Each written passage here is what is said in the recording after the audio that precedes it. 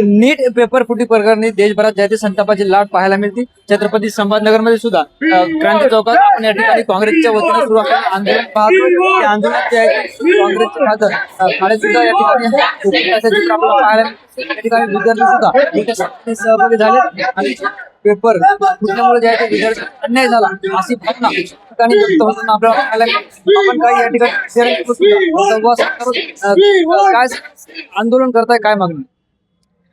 नमस्ते। पहले तो मैं ये कहना चाहूंगी एनटीओ को कि हर साल ऐसे पेपर लीक होते रहेंगे तो हमारी अंदर से आस उठ जाएगी मेहनत करने की। जो 2-2 साल 3-3 साल से मेहनत करते उनका एनटीए वालों को जरा भी ख्याल नहीं। अगर उन्हें ख्याल होता तो वो लीक नहीं करते पेपर। अगले साल ऐसा ना हो ऐसी अपील है मेरी।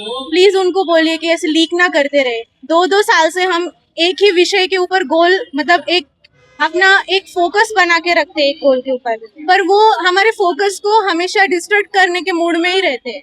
मतलब उनका पता नहीं क्या है कि वो हमें आगे बढ़ने ही नहीं देना चाहते।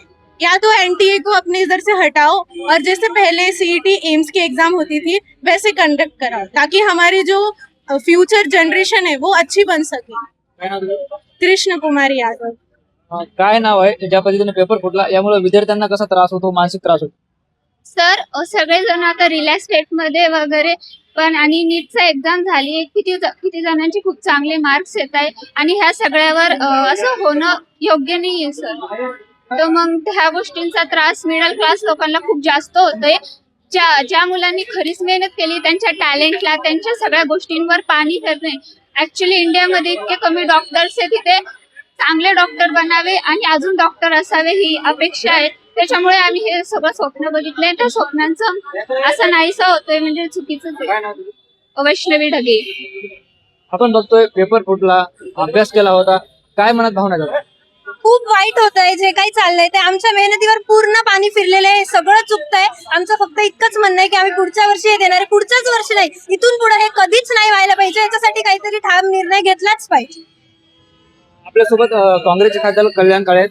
तर काय सांगाल? खरं तर हा नीटचा पेपर फुटला, मात्र ही काही पहिलीच घटना नाहीये देशातली, राज्यातली, वारंवार असे प्रकार घडतात. मी मगाशीच बोललो की देशामध्ये अनेकदा या पद्धतीचं प्रकरण समोर यायला लागलेलं आहे। ज्या विद्यार्थ्यांनी वर्षभर अभ्यास केला, एखाद्या विषयाला कॉन्सन्ट्रेट केलं, आई वडिलांनी त्यांच्याकरता मेहनतीने पैसे कमवून त्यांच्या क्लासेसला दिले, कोणाला हॉस्टेलला ठेवलं, कोणाला ट्युशन लावलं, अशा पद्धतीचा पालकांनी केलेला खर्च हा तर वाया गेलाच, पण ज्या विद्यार्थ्यांनी अभ्यास केला तो सुद्धा वाया जाईल। त्याचं कारण आहे या वर्षी, आणखीन पुढच्या वर्षी, त्याच्या पुढच्या वर्षी केंद्रातल्या सरकारला आणि राज्यातल्या सरकारला हे निर्लज्ज झालेले आहे। अनेकदा पेपर फुटीचं प्रकरण समोर आलेलं आहे, पण विद्यार्थ्याची कोणीही कदर करायला तयार नाही। म्हणून खऱ्या अर्थाने आमचं मागणंच आहे, या विद्यार्थ्याला मदत झाली पाहिजे। एक, त्यांनी पेपर फोडला त्याला शासन झालं पाहिजे, शिक्षा झाली पाहिजे, त्याला फासावर लटकवलं गेलं पाहिजे आणि विद्यार्थ्याच्या आयुष्याची खिलवाड केली नाही पाहिजे, ही आमची खऱ्या अर्थाने भूमिका आहे। आता काँग्रेसची काय भूमिका असणार आहे आगामी काळात? काँग्रेसचे NSYचे जे फ्रंट आहे, अभिजित देशमुख असतील, निलेश आंबेवाडीकर असतील, डॉक्टर सदाब असतील, या सगळ्यांनी मिळून या विद्यार्थ्याचं नेतृत्व करायला स्वीकारलेलं आहे आणि सांगितलंय की तुम्ही काळजी करू नका, आपण या सरकारला निश्चितपणाने धडा शिकवल्याशिवाय राहणार नाही। कारण फक्त याला सरकारला जबाबदार धरून नाही चालणार, याच्यामध्ये जी लोक बदमाशी करतात त्यांना सरकारने धडा शिकवला पाहिजे, त्यांना शिक्षा दिली पाहिजे। ती मागणी निश्चितच सभागृहामध्ये मांडू। सभागृहामध्ये मी खासदार या नात्याने आपल्याला सांगू इच्छितो, आता तर मंत्री महोदयाला पत्र व्यवहार करूच, पण याच्याशिवाय सभागृहामध्ये ही मागणी धसाच लावू आणि सांगू की याच्यानंतर पेपर फुटणार नाही, याची काळजी घेतली पाहिजे आणि ज्यांनी कोणी पेपर फोडला त्याला शिक्षा झाली का हा प्रश्न आमच्या समोर आहे आणि ती शिक्षा देण्यासाठी सभागृहामध्ये आणि त्यांना सरकारला भाग पाडू।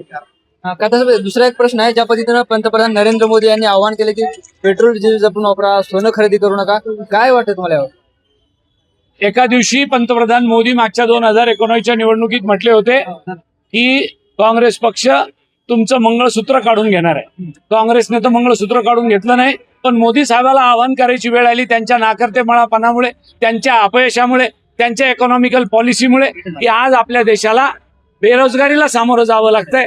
आज आपला देश 60 रुपयाचा डॉलर आज 95 रुपयाला झालाय, याचा अर्थ आपली इकॉनॉमी ढासळली आणि म्हणून पंतप्रधानाला अपयश झाकण्याकरता मी लोकांना अपील करतोय की सोनं खरेदी करू नका, पेट्रोल डिझेल जास्त वापरू नका, परदेशात जाऊ नका, काय काय मागण्या त्यांनी आपल्या समोर मांडल्या किंवा हे सगळं आवाहन केलंय, त्याचं काय कारण आहे? जर एवढंच आवाहन करायचं होतं जनतेला तर आसामला आणि तुमच्या वेस्ट बेंगॉलला सगळ्या देशातले राज्याचे मुख्यमंत्री त्यांच्या पक्षाचे तिथं कशाला बोलवले? तेवढं पेट्रोल डिझेल वाचलं असतं की आपलं. म्हणजे आपल्या लोकाला सांगे ब्रह्मज्ञान, आपण स्वतः कोरडे पाषाण, अशा पद्धतीने वागणाऱ्या पंतप्रधानाच्या या उलभुलैयाला आता जनता बळी पडणार नाही. जे पंतप्रधान थाळ्या वाजून करोना घालवणारे त्यांच्याकडून काय अपेक्षा करायची? म्हणून मला हे त्याच्याबद्दल एवढंच सांगायचंय, हे अपयश आहे आणि याची दुसरी पायरी आहे पेट्रोल डिझेल आणि गॅसचे भाव वाढणारे, ह्या त्याचा संकेत आहे. तिथं आपण बघतो आपल्यासोबत हे सगळे विद्यार्थी होते. काँग्रेसचे खासदार कल्याण काळे होते ज्यांनी आपल्या संवाद साधलाय. ज्ञानेश्वर लोंढे, TV9 मराठी, छत्रपती संभाजीनगर.